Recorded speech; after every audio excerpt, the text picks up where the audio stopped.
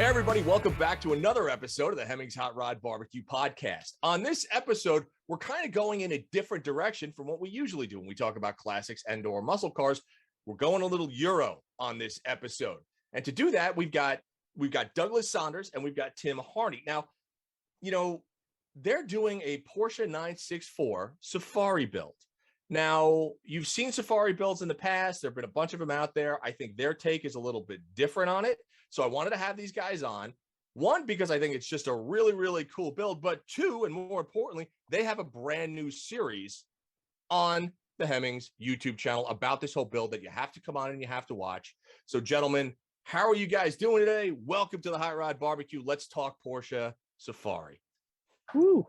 Thank you. Thank you for having us, man. Feeling good. And Mike, I've been a fan for a long time. All of your early muscle car work, and I've always watched your videos. So it's awesome to be able to tell our story and do it here with you. Thank you. That's awesome, dude. That's cool. Thank you very much, dude. So, well, let me ask you before we get into this. Is this what? Tell me what you guys do. Let's get a little backstory on the history of YouTube, because I know both Doug and Tim, you guys have been friends for a million years, as far as I know. But give me some background. Doug, I'm going to hit you first. Tim's a better storyteller when it comes to this kind of stuff. But yeah, I'm lucky that Tim and I have been buddies in high school. Just sort of like acquaintances, friendly in our little small high school back in Washington, D.C., and then became close in our adult years, and our middle age. Now that we're both here living in New York, we both love cars. Tim, I had a motorcycle license but never used it, so Tim taught me how to ride motorcycles for fun out of a junkyard. Essentially a really beautiful handmade bike he made out of junk parts sitting in his shop. And I learned to ride around Brooklyn in that, and yeah, and then, you know, we did a couple of campaigns together. We did a Honda campaign together. I own a production company. Gotcha. With another childhood best friend, 8112 Studios. And so Tim and I did a Honda Goldwing campaign together. And then over the years, I told Tim that I had a dream of making a dream car, bucket list car. We'll get into that, but that's sort of how we led it to where we are today. And Tim, I don't know if you have a different perspective. So Doug and I went to high school together, and Doug used to drive a convertible Mustang, and that is where both of our appreciation started for cars. Doug had a cool car. I had a kind of clapped out little Jeep, and we always, oddly enough, we'd go and barbecue at my house or whatever, and then years later, you know, where your like high school buddies diverge and you guys follow your own individual paths. Doug became a productions guy. I went into the industrial design world. I went to school for industrial design, so like automotive design specifically, and in some weird capacity, I guess that's what I'm doing now. And so, yeah, I mean, like, it's just kind of like a perfect mashup, and it's kind of a perfect description of this car. It's like just coincidence after coincidence that's aligned itself. Like Doug bought this car from a good buddy of mine, and just like coincidentally this is a friend that has way too many Porsches. So much so that he yeah. He's in that Wall Street world. Good guy. He's also a guy that loses place of where he puts Porsches. And this was a car that was in our shop for a long time, and it was just kind of heavily neglected. And sure enough, like I don't think it was ever really started up until Doug, you know, I thought about it and I was like, this is a perfect car when Doug started talking about doing a Safari build. And sure shit, it's, excuse my language, I don't know if we're allowed to. You're fine. All right. And then yeah, but like I think with a little bit of love, and a little bit of like, probably not a little bit of, probably a lot of money, because that's kind of what Porsches do, is consume a lot of money. Yeah. It worked, and Doug got a working Porsche, a 964, which are like now the coveted car in the Porsche world. I think they're now, some of them are even eclipsing new Porsches, which is wild in terms of cost. Yeah, I So, think uh, the Porsche world has changed. And I also want to introduce, so the other guest we have is Mike Austin from Hemmings as well. Now, Mike, before these guys get Hello, really Mike. into the, how do you guys know each other? so I know Douglas through work. So in his production company, he did automotive campaigns. I did the first time I met him was in the marketing advertising world, and then when I went back into editorial, we worked on a few things together. It was mostly just we get along really well. He's a super nice guy. He's really great to hang out with, and so then you keep in touch, and when those opportunities cross paths, then you take advantage of them. And that was kind of what happened here. But I wanted to jump in with my number one question, which is, Doug, why you ruin classic?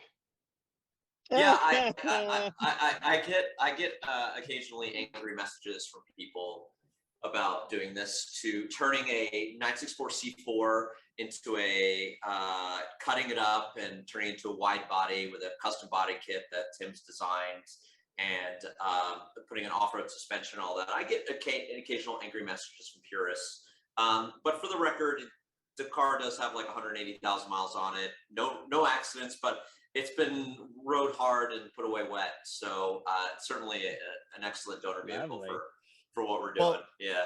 Doug, let me ask you a question. For those out there who don't know what a 911 Safari build is, take us just through what the build is, and more importantly, what the pros are of this thing, why you wanted to do it. Yeah, I mean, so as a young guy, before I originally started my career as a photographer, I actually did pretty well in the photography world 20 years ago, for shooting for all the big car magazines and for Rolling Stone and for Time and Nat Geo.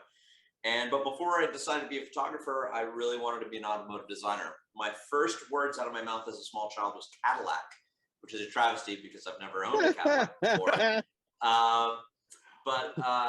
It was always in my heart to have my own vehicle. I grew up with Knight Rider. I grew up with the A-Team, all those vehicles where there's that iconic vehicle that was like their like hero car. And I've been very lucky that I've had worked very hard and self-made, and I've had some neat cars over the years, nothing super extravagant, but nice stuff for an unmarried guy to have. And but I've always wanted to build something that was my own. And so Tim and I would brainstorm about wacky stuff as we do. We talk about building like a custom EV motorcycle together. We talk about building all sorts of wacky stuff because Tim is like a genius. Like, he knows how to make anything a reality. And everything he's saying is true. Yeah, everything Doug is saying right now is 100% true. He's incredibly handsome and all of that. Good at hugs. I really wanted to make a vehicle my own, and so when I work long hours at work, I co-own two companies, and so I keep busy. So thinking about cars and car adventure projects are things that keep me sane. And this is one of the ones on my list. It was either going to be this, Tim, or a wide body 560 SEC that we would either do an EV conversion on or an LS swap with a manual transmission. That may be next. There's no or. That's also gonna happen. That's probably next, to be honest. Yeah. Okay. I was talking to Tim about it, and like, this was one of the two of those vehicles. He goes, actually, I know the perfect car that's been sitting in the back of this warehouse. Good car, solid car, good bones. It's been sitting for 5 years, hadn't run, and just because it had sat, and it had bastardized for parts for other Porsche projects. So, and our buddy is very generous. Can I say his name, Tim? Is that okay? You think he'd mind? Yeah, I don't. JLJ doesn't care about.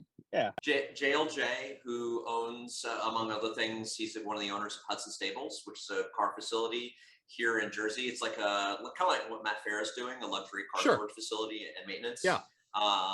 And it was sitting in the back of that collection there. And I told him what I wanted to do. And to be honest, they gave me an amazing deal. It was sort of like, because Tim is very sweet and convinced JLJ, and JLJ and I and William, who's the in-house mechanic and has become also a friend and worked on this project heavily. They gave me a good deal, and I said they wanted to be a part of this project. They knew what I wanted to do. I wanted to create kind of like a cyberpunk, and I'll get into this Safari 911, meaning I have an off-road Lexus GX, like a 12-year-old, 200,000 mile off-road armored 15,000 pound winch, GMRS radio. I would take the national parks. I work for Nat Geo as one of my clients, so I go out in the fields, and I wanted a little brother to that car, and I wanted a vehicle that would stand out and that wasn't just like, I'm at a place in my life where, sure, could I go maybe get a year-old 911 somewhere? Well, not with this market, but a newer late model Porsche and Sure. enjoy that, or make something my own. I have really good friends. I'm a producer. I'm good at making things happen. And I have friends like Tim. I have friends like JLJ, friends like William over at the Hudson Stables and other folks. And we thought we'd just make this happen. And so the car was right. I had some money saved, and he said, screw it. So the car is going to have essentially an off-road rally suspension. It'll have a 4 to 6 inch additional clearance from stock. It has 27-inch KO2 mud and snow tires, and it'll have we're going to add 100 horsepower to it. We'll get into it. Our PR motor is going to do a rebuild on my motor next month. Essentially it's going to be harking back to Porsche in their Dakar rally racing days. They had cross global rally racing where they'd lift 959s and 911s and throw them in off-road courses, and they'd win. They had good weight distribution. They're just made for it. So believe it or not, turning a 911 into an off-roader is actually in Porsche's history. So, but we're just kind of doing it our own way. So now let me ask you, because most of the, most Safari builds are, kind of the traditional, late 70s, 80s air cooled, and granted the 964s are air cooled as well, but the body style is different. You don't really see too many 964s converted into Safari builds. The other thing that you don't generally see are Carrera 4s. Most of them are C2s that go under the knife, right? So correct. Let me ask you this: when contemplating the build and dealing with Porsche's, all-wheel drive system or four-wheel drive system back in the day, which was essentially on the 964, kind of the variant out of the 959, was that difficult as far as adapting it to a lift? How much? I'm assuming the fabrication on this thing must have been a major pain in the ass, because I don't know if I've actually seen a 964 done as a Safari, especially a Carrera 4. Well, so Kelly Moss has been doing C4s on their rally Porsches. So if you've heard of Kelly Moss Racing, their cars are C4s typically. But yeah, typically like one of the famous rally suspension kits. Obviously, it's expensive enough as it is. Sure. But we didn't want to have to like engineer something from scratch. The big thing was like, just throw coilovers on it. But then you're dealing with like the drivetrain for the four-wheel drive system and all that. That was like a problem. So what's nice is Elephant Racing had a kind of quote unquote turnkey kit.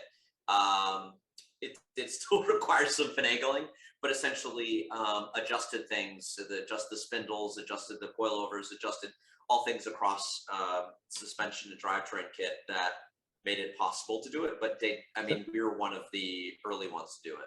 I don't know, Tim, if you have an addition to that. Yeah, so there's so one of the big things, my love and appreciation for Douglas is that we could we wouldn't modify his car so much that we couldn't undo the problems. Meaning, like, if we were making one-off parts, that kind of bottlenecks the like. So by using a kit like Elephant Racing, right, it's those are all parts that you can just order if we break.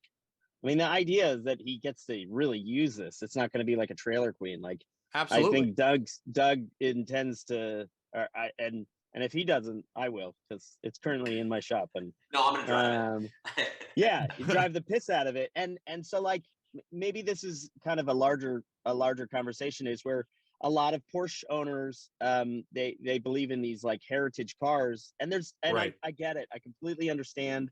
They want low miles, but like, all a car is, and all like a Porsche is like hopefully some good memories, and that's it. It's not coming with you. So you should drive the piss out of the car. You should bang it up and break it. And so this is like a better reason to do that. Like it's like making a Safari build out of a C4. Yeah, sure. It is a technically a desecration of what it originally was, but it's an evolution of fun, an evolution of like ridiculous. I mean, I don't think it's a desecration. I think that a lot of people, and listen, as kind of a muscle car guy, especially kind of a Mopar guy, who I find to be the most fanatical, crazy people in the world when you modify stuff.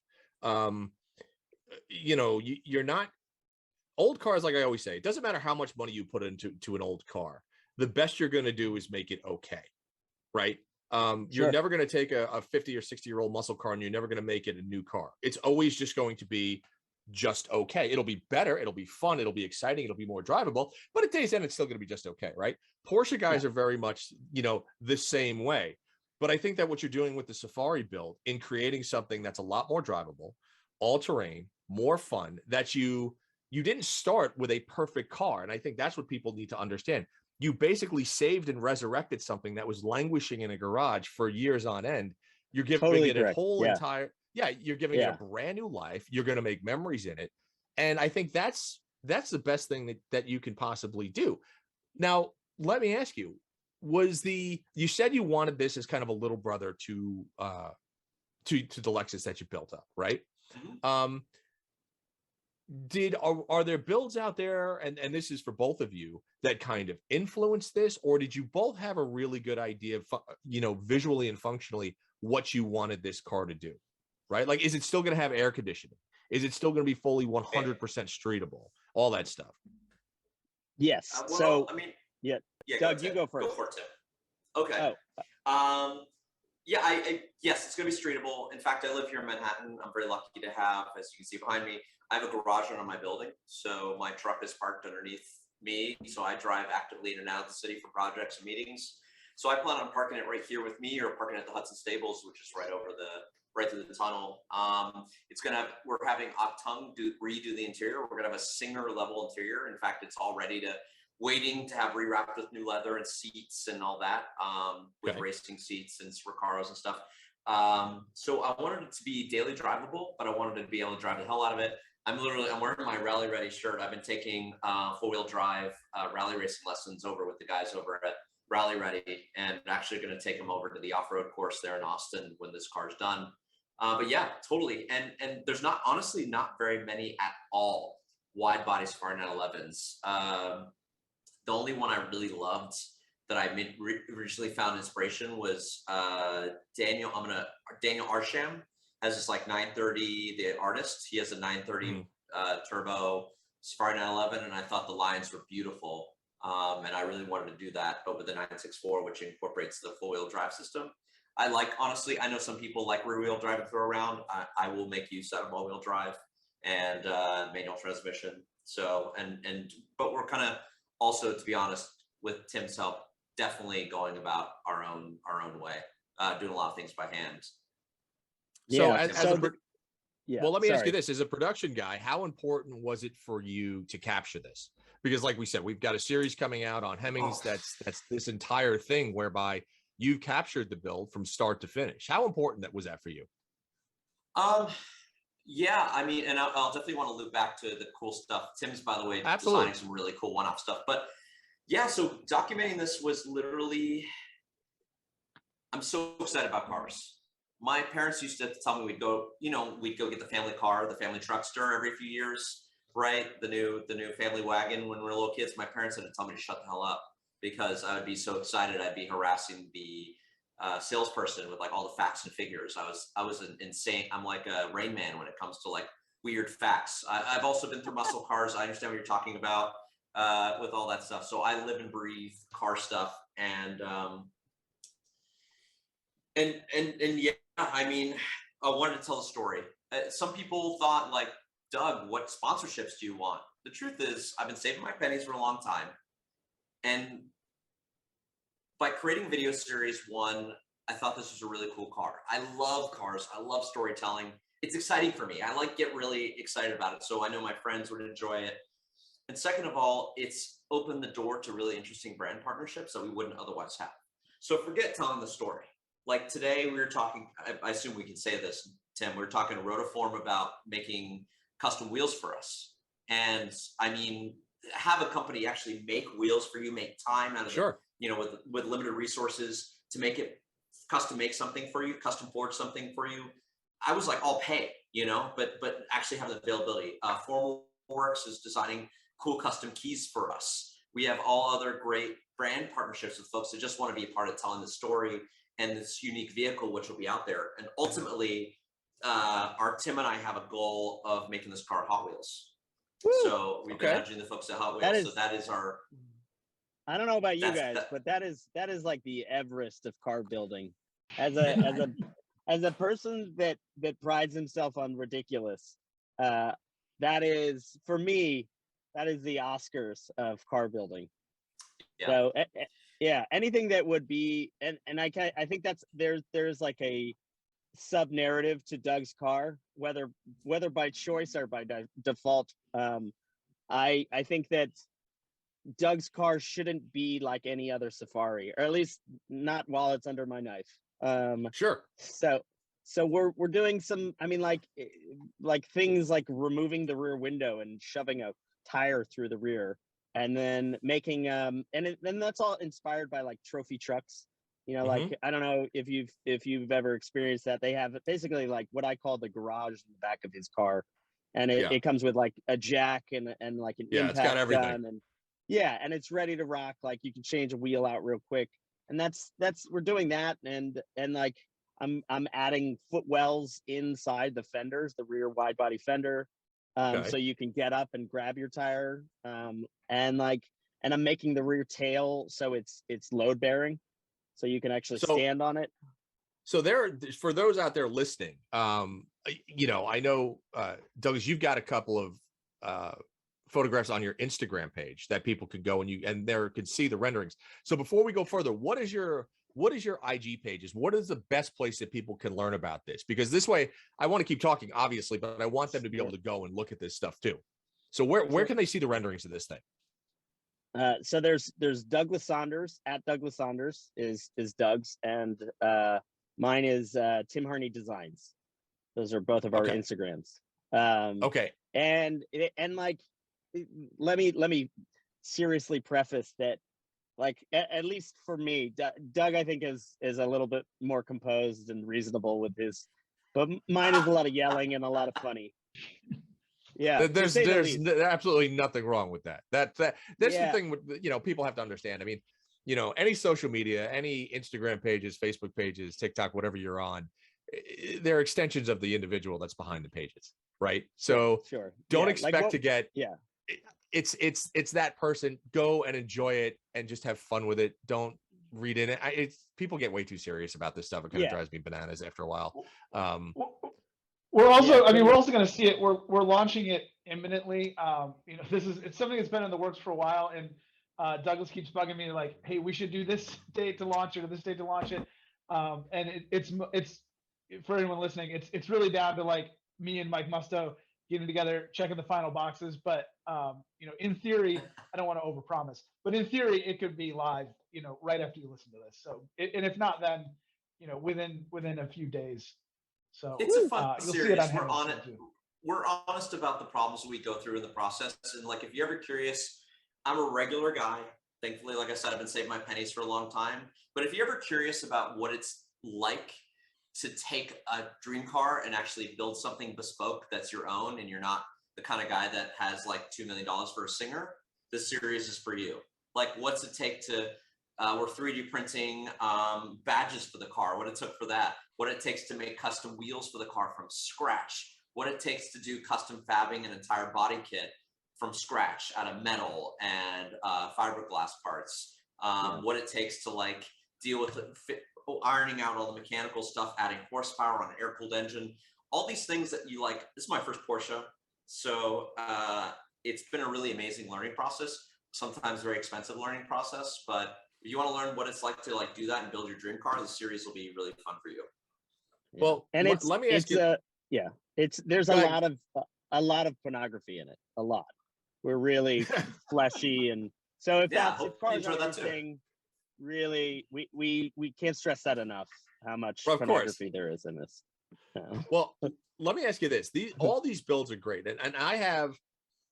There are tons of builds out there, right? We see them every year. We see them at SEMA. We see them at car shows. We see them at this.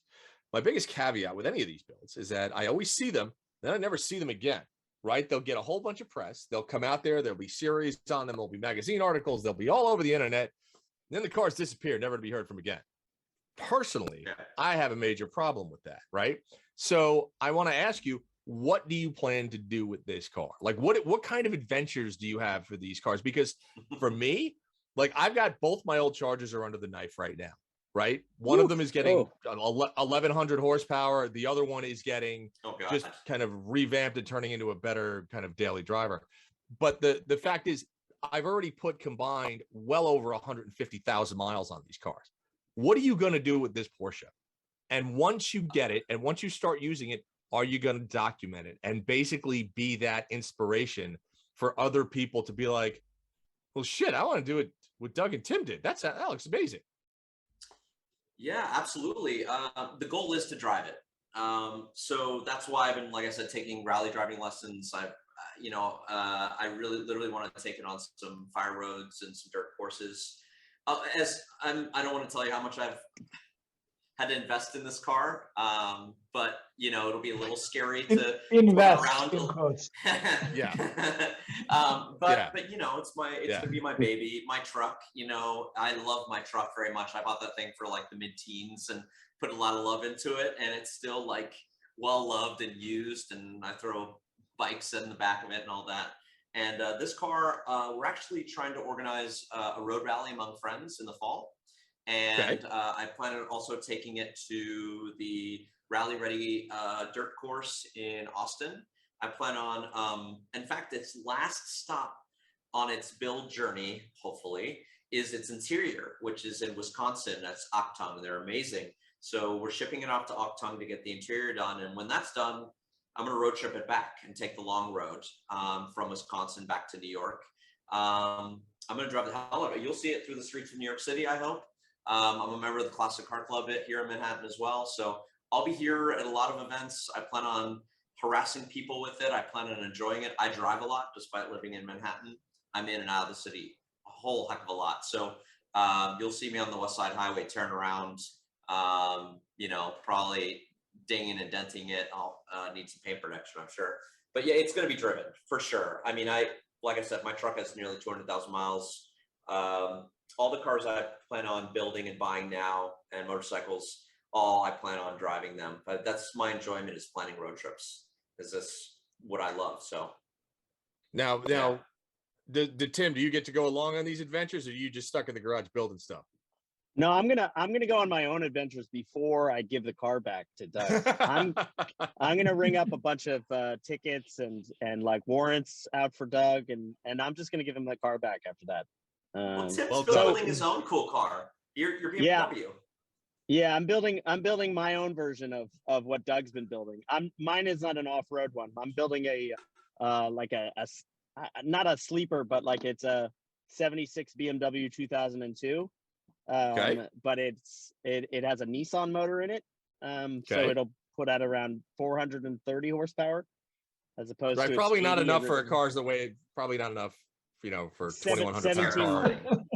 1,700 pounds currently. Yeah, right. 1,700 pounds with a full roll cage, and it'll be a hill climbing car. But I you know what, like I'm 40 now, and this, like, from this point forth, I want most of my life to be ridiculous. And I like, think it should be. It should be, right? I mean, there's got to be a compelling argument for everything. And then, like, with Doug's car, like everything is supposed to it's supposed to inspire fun. So like when you look at it and then when you get in it, it's supposed to be just as equally fun. So that's why, I mean, like, we're not adding things that are completely unnecessary, but like they are, it's like it has a push bar in the front and the rear, kind of like a trophy truck.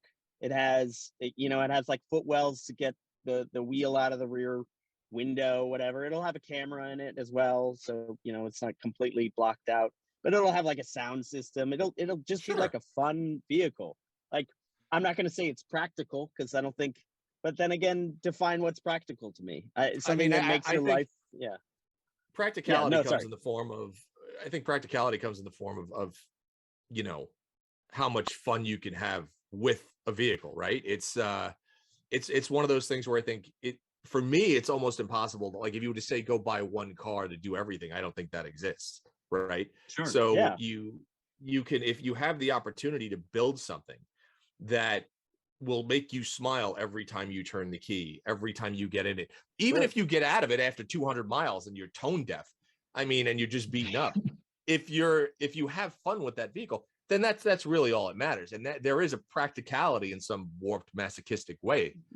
There's a that. like custom cars, I think, are a slippery slope because like at its core, a vehicle is a utility.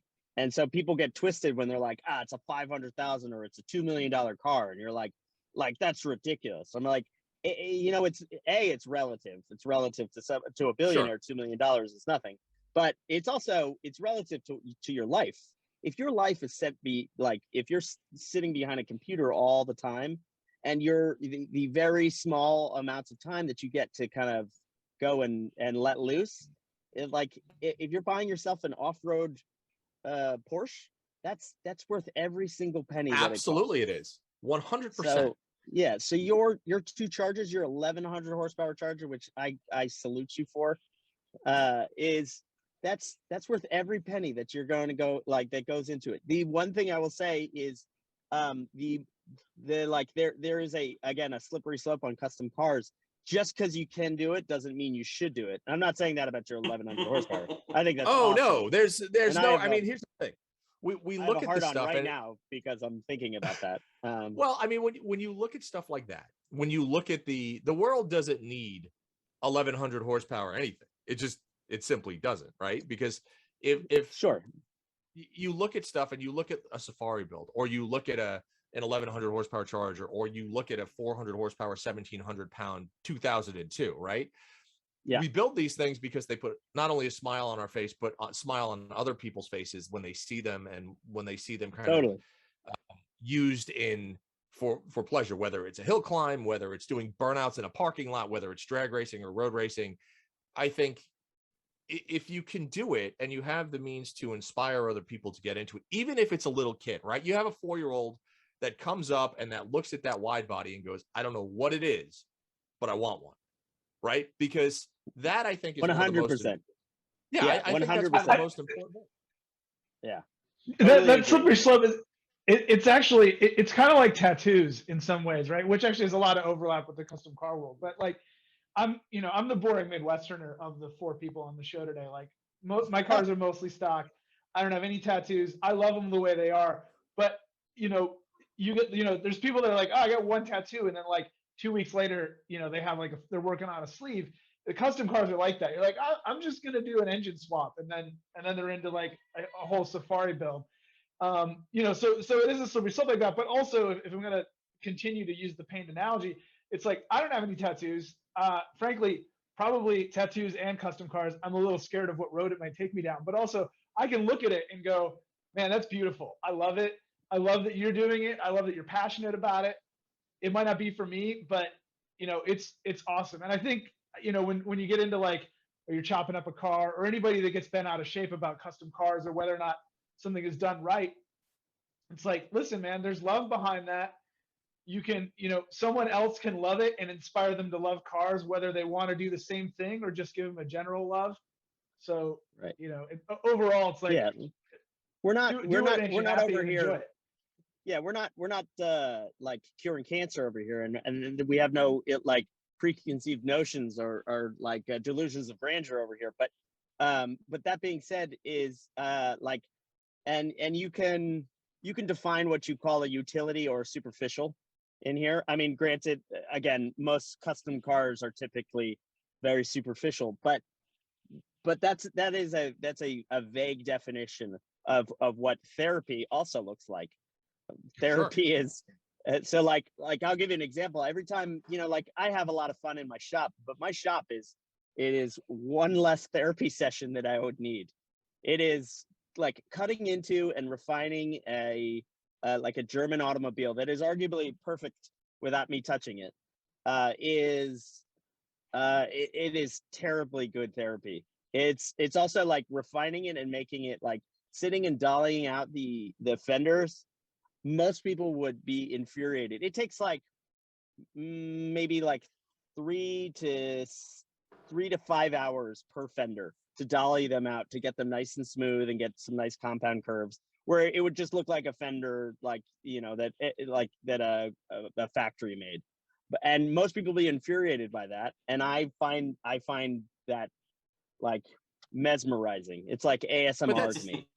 I think that's fantastic. I think the fact that it does infuriate people is brilliant. I think that if one, it's it's yours, right? Like you've got the 2002 Douglas, you've got the 911. It is yours.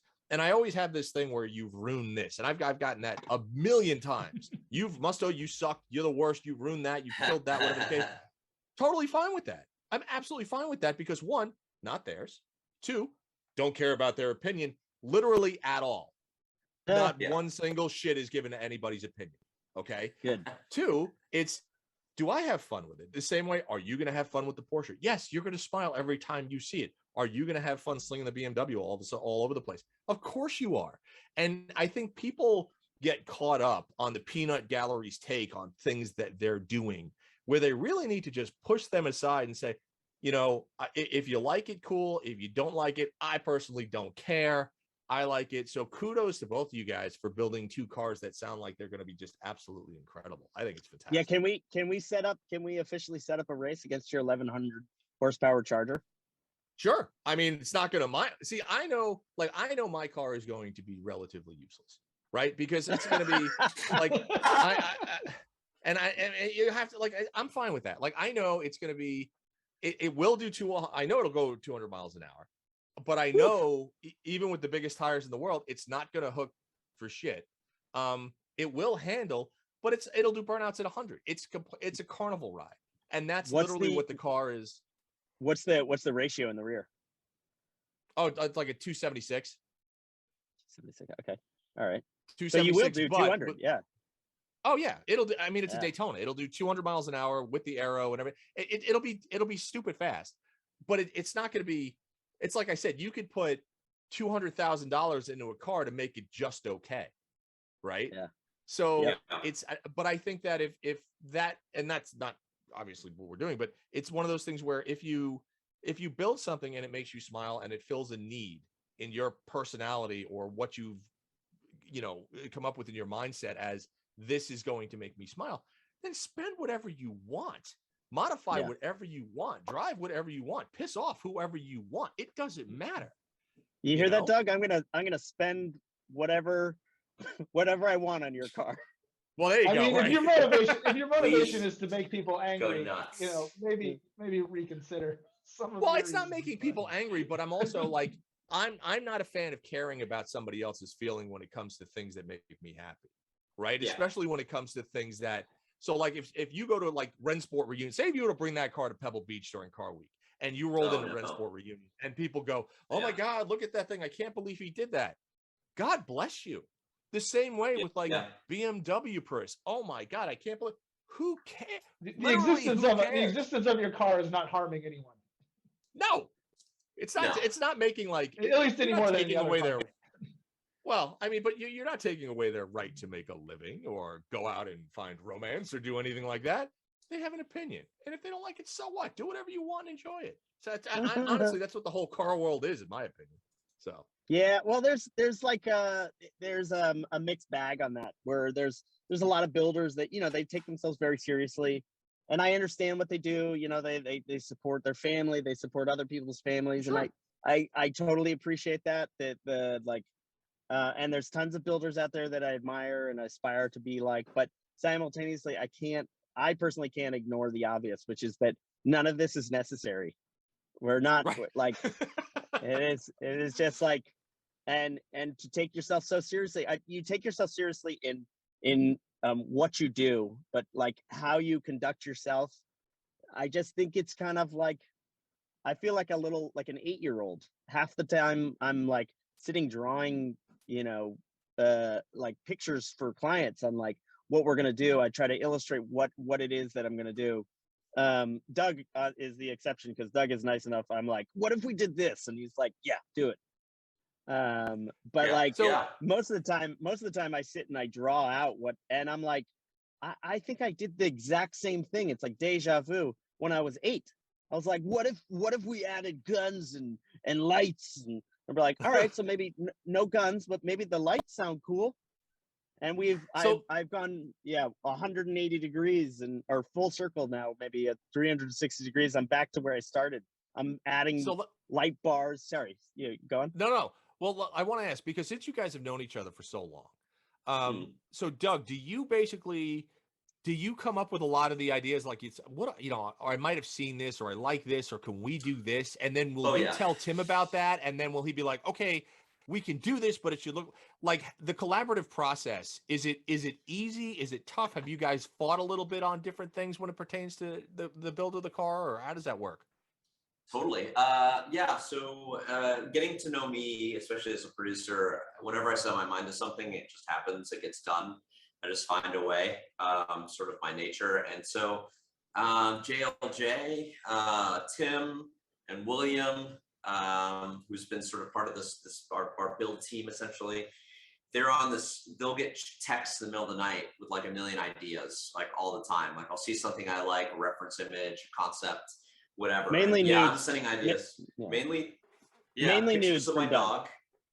Nude pictures of my dog, mostly, or just random stuff I find on the internet, and then just like concepts that I really get him excited about. Tim will often go like, awesome, or he'll say that's a stupid idea. Currently, we're arguing about wheels. We're almost on the same page, but wheels are such an iconic part of the design. And color of the car. And color. Yeah, I wanted to go I black. really want some brighter interior, by the way. The renders, for those of you listening, were like tan and black. It's very tasteful, but I want, that being said, no, the Octung interior, like I sent him. So what's interesting about the interior, side note. No. So what's interesting about the guys over at Octung, I think his name is Brian. They're amazing because what I did was, the guy takes a lot of attention. If you're gonna buy a bespoke interior for a Porsche, you call them, and then we had an hour-long consultation. I sent him car interiors that I really love. AMG GTS has an amazing like tan diamond stitch interior mixed with aluminum pieces and then black on the dash, and I really love it. I sent him some Cafe Racer designs I really like, with sort of like this gunmetal gray and this brown stressed leather. So we came up with he would do renders, and we came up with some concepts. So actually, the seats are Recaro Sportster CSs, which is what I really wanted. These really cool Recaro seats. And we designed, essentially, he sourced distressed woven leather. So you get distressed leather, and they're being hand woven, and then he's handcrafting aluminum pieces throughout the interior and the dash. So parts that you wouldn't see in any other Porsches.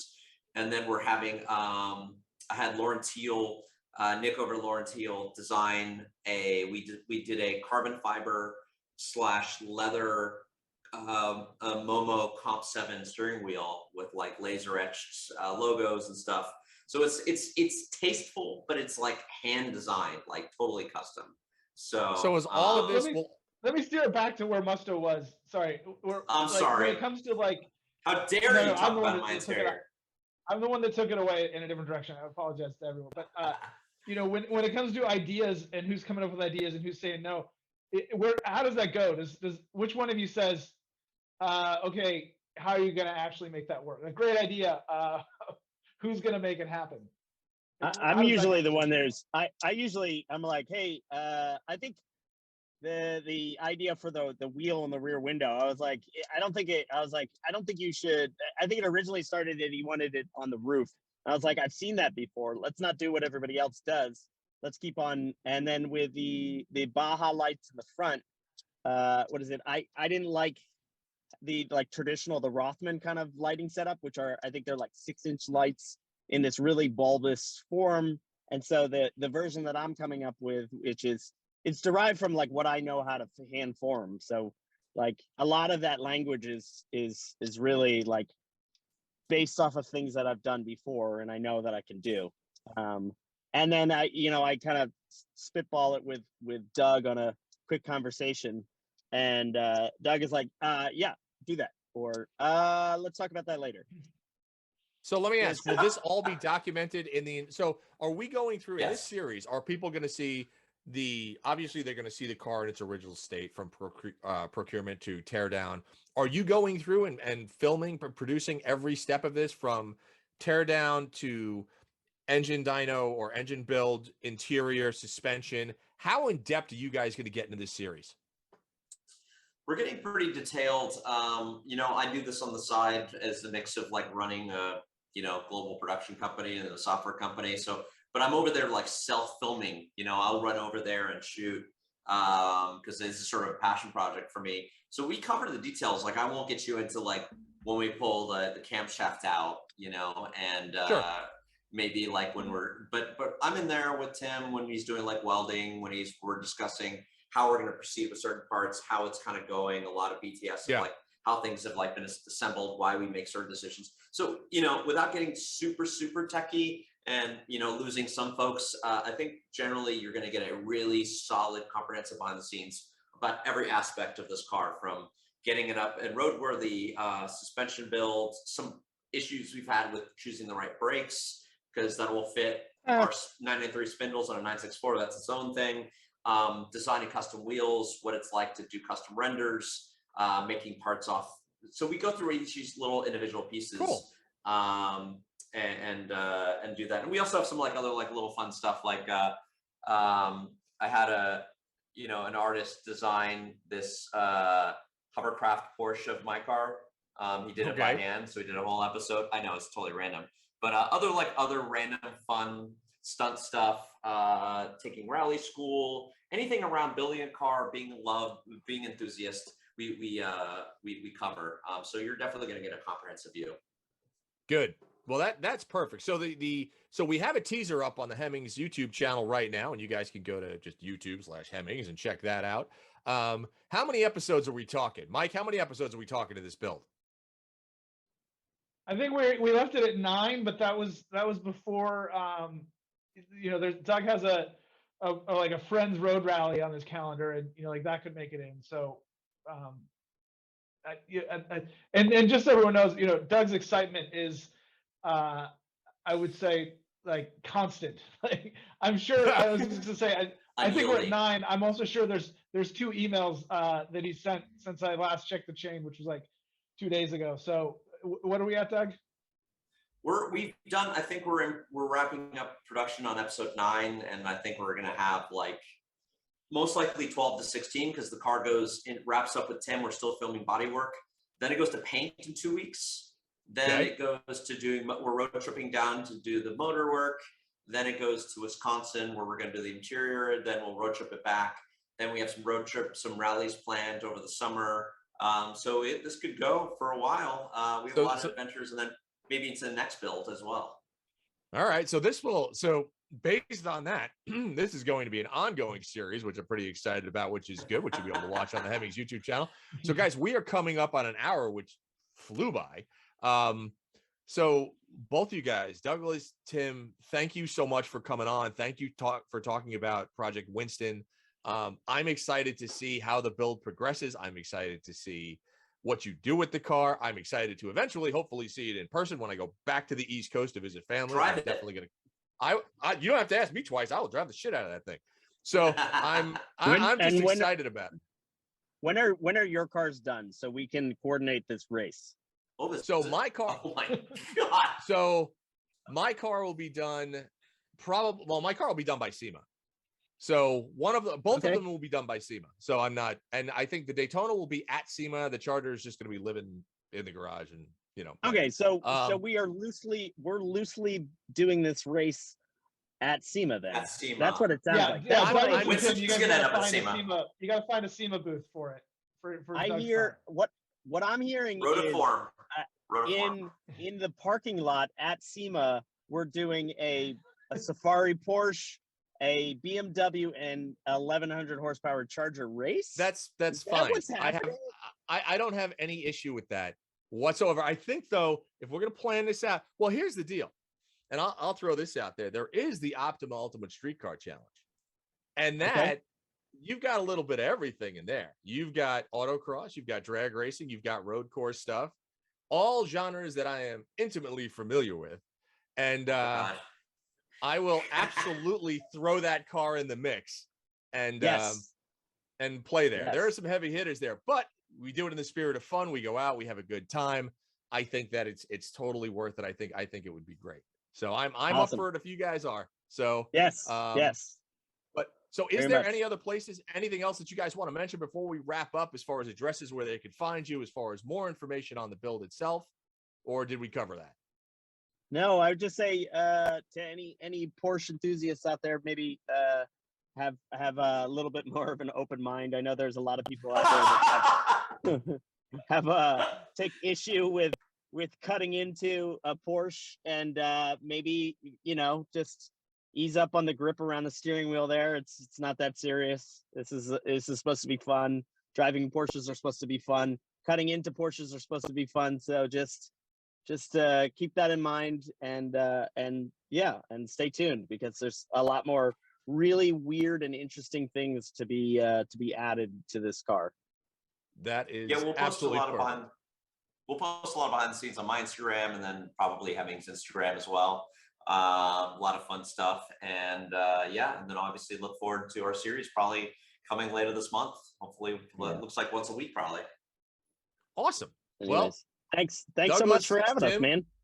Absolutely. Doug, Tim, Mike, thank you all. And for everybody out there, obviously we are Hemmings. We have a massive classified section and an auction. So if you were looking for your old Porsche, or if you're looking for your old muscle car, motorcycle, we got everything. So just go to Hemmings.com, pick out what you want, buy it, cut it, race it, flog it, enjoy it. And we will see you next time on the Hemmings Hot Rod BBQ podcast.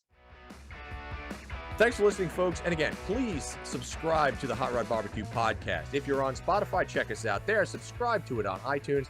And if you are going to go to YouTube, make sure you go to the Hot Rod BBQ podcast and hit that subscribe button, and we'll come to you every week.